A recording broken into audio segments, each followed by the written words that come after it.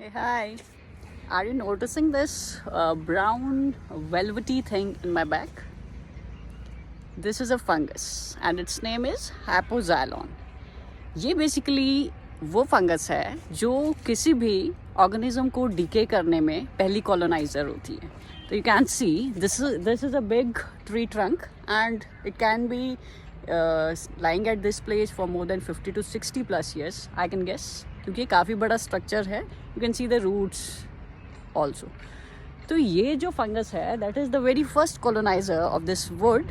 और ये इंडिकेटर होता है कि ये जो बेसिकली ये ट्री है या फिर ये जो लॉग है ये मर चुका है और अब ये डिकम्पोजिशन प्रोसेस के थ्रू प्रोसेस में चल पड़ा है.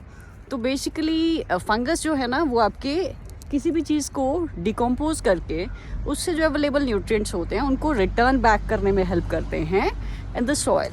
So this is how beautifully the mother nature works. Follow for more.